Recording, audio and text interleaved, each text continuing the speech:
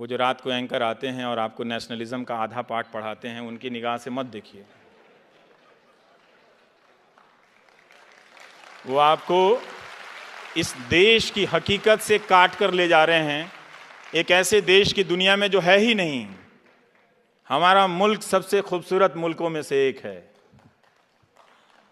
हमारे पास bullet train नहीं है तो क्या हुआ, हम धीरे भी चलते हैं तो गले मिलकर चलते हैं।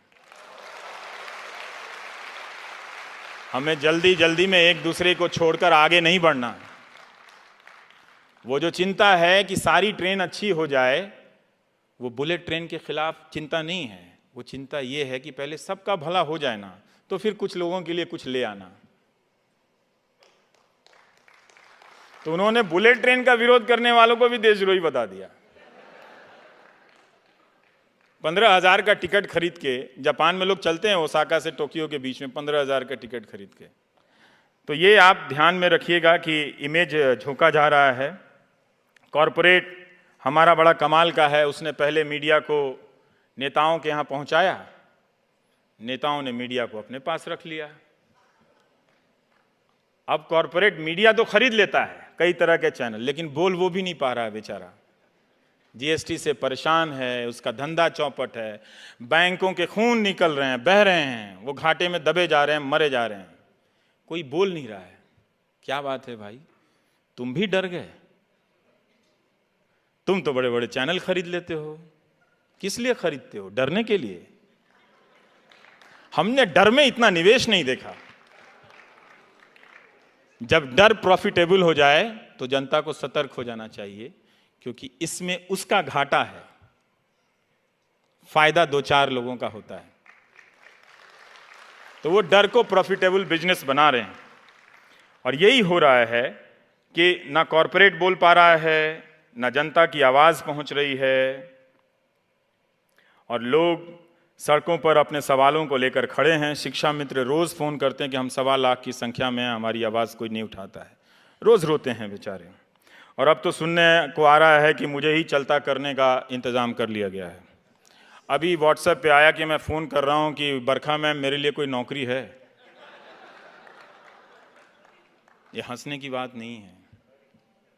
इस देश का महान लोकतंत्र अगर एक पत्रकार को नहीं बर्दाश्त कर सकता तो उसके लिए शर्म की बात है। मैं गलत बोल सकता हूं, मैं खराब बोल सकता हूं, लेकिन आपने अगर मेरी हत्या की कामना की है तो वो शर्म की बात है। आपने मुझे उठाकर कहीं फेंकने की कामना की है तो वो शर्म की बात है। ये गांधी के देश में कभी नहीं हो सकता था। जो गांधी अंग्रेजों से लड़ते थे मगर उसे भी शत्रु नहीं कहते थे। हम उस देश के हैं। आप मेरा मजाक उड़ा रहे थे उस दिन। वो सबसे शर्मनाक दिन था जब मेरा फोटो तरह तरह से ट्विटर पे बनाकर चलाने लगा। किसी ने टीका लगा दिया, किसी ने गेरुआ लगा दिया। मैं पहनता हूं भाई गेरुआ, तुम पहनाओगे तो थोड़ी पहनूंगा। मैं पहनता हूं, लाखों लोग पहनते हैं गेरुआ इस देश में। क्या आप वो भी एक दिन टीवी चैनल से तय होगा कि सबको गेरुआ पहनना होगा? वो तो हम पहनते हैं अपने अपने पूजाओं में। और ये मजाक चल रहा था। तो मैं यही सोच रहा था कि क्या एक अदना सा पत्रकार इतना महत्वपूर्ण हो गया कि उसे विस्थापित करने के लिए हुकूमत इतनी चालें चलेंगी? और क्या हम नहीं जानते कि कॉरपोरेट में टेक ओवर कैसे होता है? आपने दुनिया का इतिहास नहीं पढ़ा? और क्या आप हमेशा ये होता रहा है इसीलिए होते रहने देंगे? होते रहने दीजिए। आपको लगता है कि आपको फर्क नहीं पड़ेगा, फर्क आप ही को पड़ेगा। फर्क आप ही को पड़ेगा जब आपकी आवाज पहुंचने के हर रास्ते बंद कर दिए जाएंगे। जवाहरलाल नेहरू ने अमृत बाजार पत्रिका के संपादक को लिखा था कि अखबार आलोचना नहीं करेंगे तो कौन करेगा। मैं यहाँ इस हॉल में आ रहा था तो किसी ने उसका टेक्स्ट मुझे व्हाट्सएप किया था कि अखबार अगर आलोचना नहीं करेंगे तो सरकार की आलोचना कौन करेगा। सरकार की आलोचना करने पे बधाई मिलनी चाहिए। ये इसलिए महत्वपूर्ण है क्योंकि बाकी लोग नहीं करते हैं। 99% मीडिया एक गोदी मीडिया बन गया है। अब रोना रो रहा है कि जो 1% है वो भी गोदी मीडिया है। कमाल है साहब, कमाल है। सारा मीडिया खरीद के जेब में रख लो और दिन भर प्रोपेगेंडा, हिंदू मुस्लिम एजेंडा चलाते रहो और कहो कि गोदी मीडिया दूसरी तरफ भी है।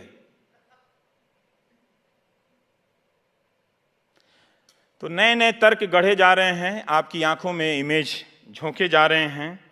मैं उम्मीद कर सकता हूं कि मेरा समय ख़त्म हो रहा होगा, लेकिन दो चार बातें यही है कि लोकतंत्र की लड़ाई को आप आउटसोर्स मत कीजिए, हवन भजन मत कीजिए, गांधी की तरह सत्य के रास्ते पे चलिए, क्योंकि हमारे देश में सच बोलने का इकोसिस्टम नहीं है।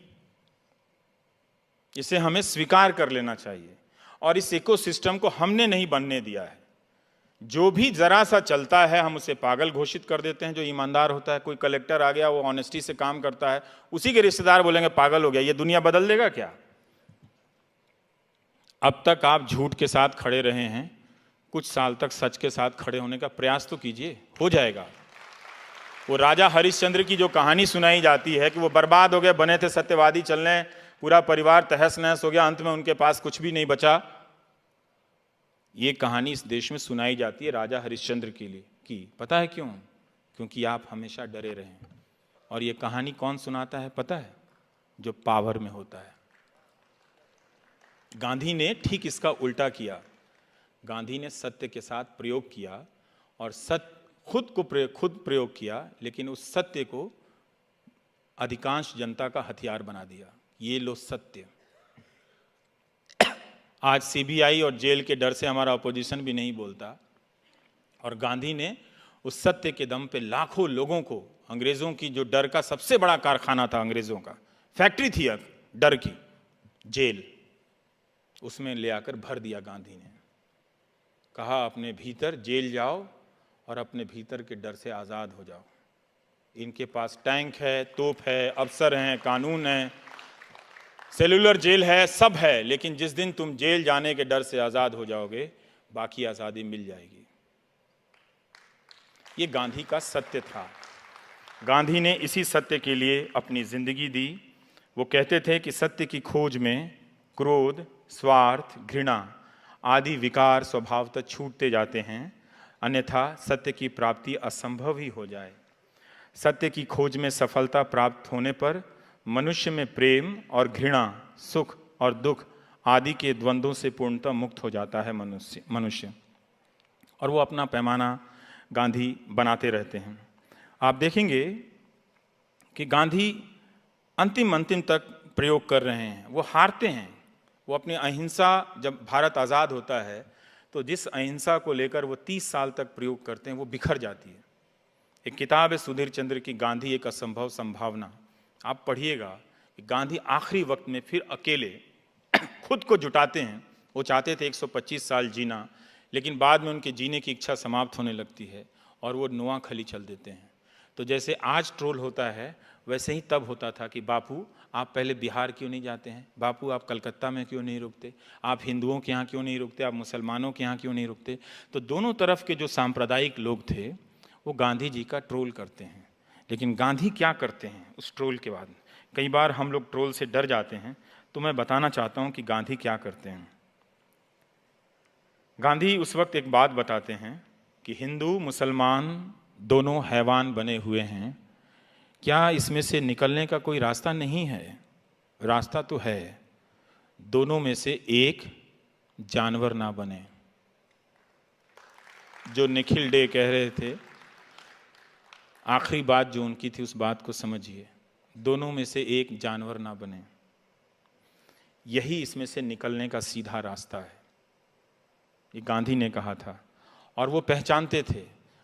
जब ये ट्रोल के जरिए किसी की हत्या पर उत्सव मनाया जाने लगा, यहाँ वहाँ के तर्कों से सवाल किए जाने लगे, तो लोगों ने कहा कि हम तो ऐसे ही थे, भीतर से हम लोग सब कम्युनल थे, बाहर आ गए उसमें। तो बाहर कम्युनल आए तो खराब लगे, तो उसमें नेशनलिज्म थोड़ा सा ऊपर से डाल दो, उसमें मलाई। तब भी गांधी जी कहते हैं कि जो बहुत हिंसा होने लगती है, कि हम लाचारी से अहिंसक बने हुए थे, मगर हमारे दिल में तो हिंसा भरी हुई थी। अब जब अंग्रेज़ यहाँ से हट रहे हैं, तो हम उस हिंसा को आपस में लड़कर खर्च कर रहे हैं। तो गांधी जी कहते हैं कि जो बहुत हिंसा होने लगती है, कि हम लाचारी से अहिंसक बने हुए थे, मगर हमारे दिल में तो हिंसा भरी हुई थी। अब जब अंग्रेज़ यहाँ से हट रहे हैं, तो हम उस हिंसा को आपस में लड़कर खर्च कर रहे हैं। हम आज भी उस हिंसा को आपस में लड़कर खर्च कर रहे हैं। अपने भीतर की अहिंसा को पहचानिए, उसमें बहुत शक्तियां हैं। ये वो शक्तियां हैं जो इस मुल्क में बेपनाह मोहब्बत भर देंगी। इस मोहब्बत के सहारे आप कम रोटी खाकर भी मुस्कुराएंगे, जनरल क्लास में भी चलकर मुस्कुराएंगे। ये मोहब्बत नहीं रहेगी तो बुलेट ट्रेन में भी आप डरे रहेंगे कि कोई मुहर्रम या विसर्जन के समय पत्थर तो नहीं फेंक देगा। आज यूपी, बिहार, झारखंड, बंगाल के कई इलाकों में तजिया और विसर्जन को लेकर दंगे भड़के हुए हैं। अखबारों में ये खबरें हैं। तो हमारे आपस के विश्वास को आप कम मत कीजिए। मीडिया जो हिंदू मुसलमान कर रहा है उसका एक ख़ास मकसद है। वो जब ये करता है तो उसकी जो जवाबदेही है उससे वो खुद को मुक्त कर लेता है और वो सरकार के साथ उसके पाले में बैठने का उसके पास एक मौका होता है। जब आज़ादी के समय में भी जो हमारे अखबार थे वो यही कर रहे थे। तो गांधी जी ने लिखा था कि क्यों नहीं आती हमारे अखबारों में ये चीज़ें इतनी गहरी चली गई हैं कि अपने पराये की सांप्रदायिक भावना, सांप्रदायिक अलगाव, जिसे विभाजन के बाद राष्ट्रवाद ने पैना कर दिया कि हमारे अखबार हमारी अपनी करतूतें नहीं छापेंगे। हम अपनी करतूतें नहीं छापते, अपनी हिंसा को नहीं पहचानते, दूसरे की हिंसा को पहचान रहे हैं और ये सब झूठ के आधार पर हो रहा है। तो आप इन सब चीज़ों को समझेंगे।